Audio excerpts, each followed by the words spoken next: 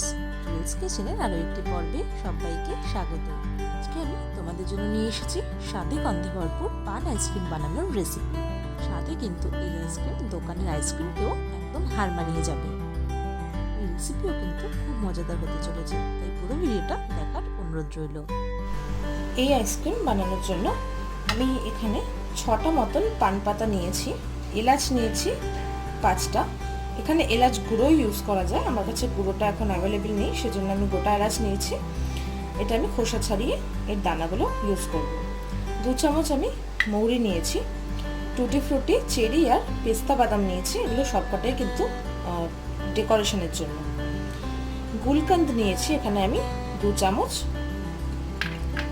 দুধ নিয়েছি half cup, এখানে নিয়েছি গুঁড়ো দুধ, সেটাও আমি হাফ কাপ নিয়েছি, চিনি নিয়েছি 4 চামচ গুঁড়ো করে নিয়েছি, আর নিয়েছি 250 গ্রাম ফ্রেশ ক্রিম। প্রথমে এই পান পাতাগুলোকে আমি একসঙ্গে একটা জায়গায় করে নিচ্ছি আগে। তারপরে 2টো করে পান পাতা নিচ্ছি আর এইভাবে ফোল্ড করছি। এই যে মাঝখানে শিরাটা আছে, এই শিরাটা পারলে বাদ দিয়ে দেওয়াই ভালো, পুরোটা যদি নাও হয় কিছুটা। তাই জন্য আমি 2টো করে পান পাতা নিচ্ছি, দেখিয়ে দিচ্ছি। একটা কাঁচির সাহায্যে আগে এটা কেটে দিচ্ছি, তারপরে কর্নার থেকে এগুলোকে একটু চেষ্টা করছি কেটে দেওয়ার। সবটা যে করতে পারবো সেরকম না কিন্তু, কারণ সবকটা পান পাতা কিন্তু একই রকম হয় না। শিরাটা, এই শিরাটা এরকম ভাবে কেটে দিচ্ছি হালকা করে, বেশি কাটার দরকার নেই, এরকম করে নিলেই কেটে নিলেই হবে। এইভাবে সমস্ত পান পাতাগুলো কেটে নিচ্ছি।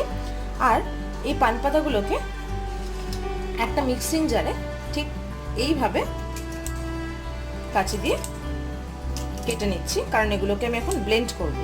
তাই প্রত্যেকটা পান পাতার আগে শিরাটা ওইভাবে কেটে নেব, তারপরে ঠিক কাঁচি দিয়ে বা হাত দিয়েও ছিঁড়ে নিতে পারো, এরকম একটু পিস করে করে একটা মিক্সিং জারের মধ্যে ফেলে নেব, কারণ এটা আমরা এখন ব্লেন্ড করতে চলেছি।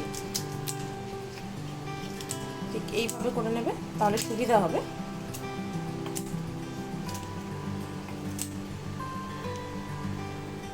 দেখো পান পাতা সবকটাই কিন্তু আমি কেটে নিয়েছি। এরপরে মৌরিটা যে রেখেছিলাম 2 চামচ, পুরোটাই আমি দিয়ে দিচ্ছি। এর সঙ্গে অ্যাড করে দিচ্ছি গুলকান্দ। গুলকান্দ পুরোটাই কিন্তু এর মধ্যে দিতে হবে। আর গুলকান্দ ছাড়া কিন্তু পান আইসক্রিম বানানো একটু ডিফিকাল্ট, কারণ তাহলে কিন্তু টেস্টটা প্রপার আসবে না, মানে দোকানের মতন আসবে না। আর গুলকান্দটা সেজন্য কিন্তু একদমই খুবই ইম্পর্টেন্ট একটা জিনিস এই আইসক্রিমের ক্ষেত্রে। যে এলাচগুলো আমি রেখেছিলাম সেগুলো থেকে এই দানাগুলো আমি বার করে নিয়েছি, বার করে এই মিক্সিং জারের মধ্যে দিয়ে দিচ্ছি।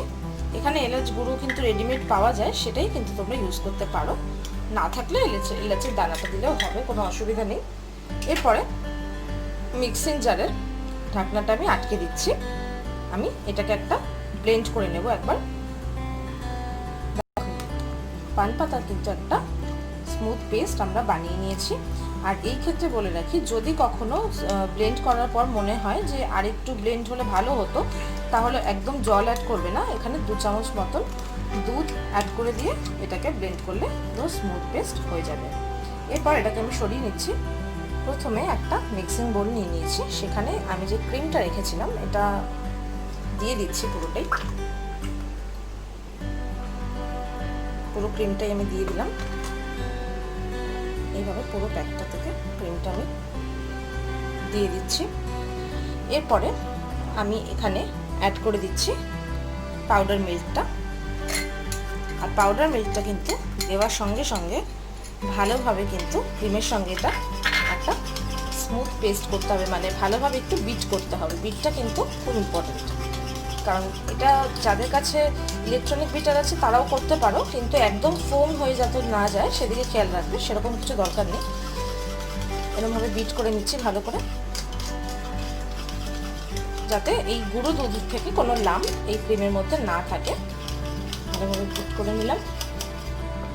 এরপরে আমি অ্যাড করে দিচ্ছি গুঁড়ো চিনিটা বা পাউডার সুগারটা।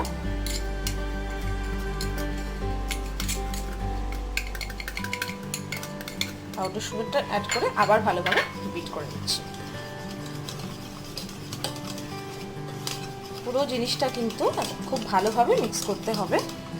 আর আমাদের কাছে যে দুধটা ছিল সেই দুধটা এর মধ্যে দিয়ে দিচ্ছি। বেশি দুধ দেওয়ার এখানে কোনো দরকার নেই, আমি লিকুইড যে গুঁড়োর যে দুধটা রেখেছি তাতে কিন্তু কাজটা হয়ে যাবে। এইভাবে পুরো মিক্সচারটা ভালোভাবে একটু ব্লেন্ড করে নিচ্ছি হাত দিয়ে। তারপরে ভালোভাবে বিট করে নিচ্ছি, অন্তত 5 মিনিট ধরে কিন্তু বিটটা করতে হবে, তাতে কিন্তু টেক্সচারটা ভালো হবে। এরপরে আমি যে পেস্টটা বানিয়ে রেখেছিলাম পান পাতা গুলকান্দ এগুলো, সেই পেস্টটা এর মধ্যে আমি দিয়ে দিচ্ছি। কোনো কিন্তু আমি ফুড কালার ইউজ করছি না, একদম ন্যাচারাল যেটা পান পাতা থেকে একদম গ্রিনিশ ভাবটা আসে সেইটাই কিন্তু আমি এই আইসক্রিমের জন্য ব্যবহার করছি, কারণ এতে কিন্তু খুব দারুণ একটা ফ্লেভার আসবে। গুলকান্দ দেওয়াতে ফ্লেভারটা কিন্তু অনেক বেশি এনহ্যান্স হয়ে যায়। আমি পুরো মিক্সিং জার থেকে নিয়ে দিয়ে দিলাম। এবার এটাকে ভালোভাবে মিশিয়ে নেব। দেখো মেশানোর সময় কিন্তু একটা পেস্তা কালার এসে গেছে এর মধ্যে। ভালোভাবে বিট করে নিচ্ছি। দেখো মিক্সিংটা কিন্তু আমাদের একেবারেই রেডি। এরপর এটাকে আমরা ট্রান্সফার করব একটা এয়ারটাইট কন্টেনারে। এয়ারটাইট একটা টিফিন বক্স আমি নিয়েছি, সেটার মধ্যে আগে মিক্সচারটা আমি ঢেলে দিচ্ছি। ঢেলে দিয়েছি আগে, এটা বাকিটা আমি লিটারটার সাহায্যে দিয়ে দিচ্ছি। দেখো খুব সুন্দর একটা কিন্তু কালার এসছে, একদম অরিজিনাল পান পাতার থেকেই এটা এসছে, কোনো কিন্তু ফুড কালার ইউজ করিনি। তোমরা কেউ যদি মনে করো তাহলে করতে পারো, তাতে কোনো অসুবিধা নেই, কিন্তু আমি করছি না। খুব সুন্দর একটা পেস্তা কালার এসছে এর মধ্যে। এরপরে আমি যে টুটি ফ্রুটিগুলো রেখেছিলাম, এই টুটি ফ্রুটিগুলোকে আমি ওপর থেকে দিয়ে দিচ্ছি। এগুলো একটু ভেতর দিকেও চলে যাবে, আর বাকি কিছু আমি রেখে দিচ্ছি, এটা জাস্ট ভেতর দিকে আইসক্রিমে চলে যাবে সেজন্য দিলাম। এরপরে আমি একটা প্লাস্টিকের র্যাপার নিয়েছি, যেটা আমি ধুয়ে নিয়েছি। এই র্যাপার দিয়ে আগে আমি টিফিন বক্সের মুখটা একটু আটকে নিলাম, তারপরে টিফিন বক্সের যে ঢাকনা আছে সেটা লাগিয়ে দিচ্ছি। এতে কি হবে, কোনো আইস কিন্তু আইসক্রিমের ভেতরে মানে ঢুকতে পারবে না, সুন্দরভাবে একটা ক্রিমি আইসক্রিম তৈরি হবে। আর এখানে তোমরা এরকম না নিলেও পেপার, তোমরা বাটার পেপারও ইউজ করতে পারো। এইভাবে আমি আটকে নিয়েছি। এরপর এই বক্সটা সোজাসুজি আমি ডিপ ফ্রিজে রেখে দেবো 7 থেকে 8 ঘন্টার জন্য, তাতে কিন্তু আইসক্রিমটা একদম পুরো জমে যাবে। আমি 7 থেকে 8 ঘন্টা পর আবার ফিরে আসবো। প্রায় 9 ঘন্টা হয়ে গেছে, এখন আমি ফ্রিজ থেকে বক্সটা বার করেছি। বক্সটা আমি একটু খুলে দেখি আগে। ওপরে একটা যেহেতু কভার দেওয়া ছিল, তাই জন্য কিন্তু ডাইরেক্ট আইসটা এর মধ্যে পৌঁছায়নি। দেখো সাইড থেকে কিন্তু টানলে একটু ফাঁকা হচ্ছে। আর এখন কিন্তু আইসক্রিমটা বার করার একদম উপযুক্ত সময়। এখন আমি কি করব, আমি একটা প্লেট নিয়ে নিয়েছি, প্লেটটা উল্টো করে আগে বক্সটা একটু উল্টে দেব। আমি হালকা ট্যাপ করেছি, দেখো আইসক্রিমটা পুরো কিন্তু বেরিয়ে গেছে, আর এটা বেশ ক্রিমি কিন্তু হয়েছে। এইটা এবার যে যেরকম ইচ্ছা শেপ দিয়ে কেটে নিতে পারো। আর এই চেরিটা আর পেস্তা বাদামগুলো আমি রেখেছিলাম এই আইসক্রিমের জন্য, এগুলোকে এখন আমি উপর থেকে গার্নিশিং এর জন্য দিয়ে দিচ্ছি। এটা কেউ কাটার পরেও করতে পারো, আমি জাস্ট তোমাদের সঙ্গে ভিডিওটা শেয়ার করছি বলেই এটা এখন দেখালাম। আমি এটাকে আর 1-2 মিনিট পর কেটে তারপরে সার্ভ করব। দেখো আমি দিয়ে দিলাম পিস্তা এবং চেরিটা, এটা কিন্তু আর খুব ভালো লাগছে। আর এটা কিন্তু একটা কথা বলতে পারি, প্রচন্ড সুন্দর একটা গন্ধ আসছে পান আইসক্রিমের ক্ষেত্রে। ফ্লেভারটা কিন্তু একদম দারুণ, তাই ঝটপট বলবো যারা এখনো বানাওনি তারা বানিয়ে ফেলো ঝটপট। আর আমাকে অবশ্যই জানিও রেসিপিটা কেমন লেগেছে। অন্য কোনো দিন আবার আসবো অন্য কোনো নতুন রেসিপির সঙ্গে। ততক্ষণ সবাই ভালো থেকো, সুস্থ থেকো, আর দেখতে থেকো আমার চ্যানেলের রান্নাগুলো। Thank you.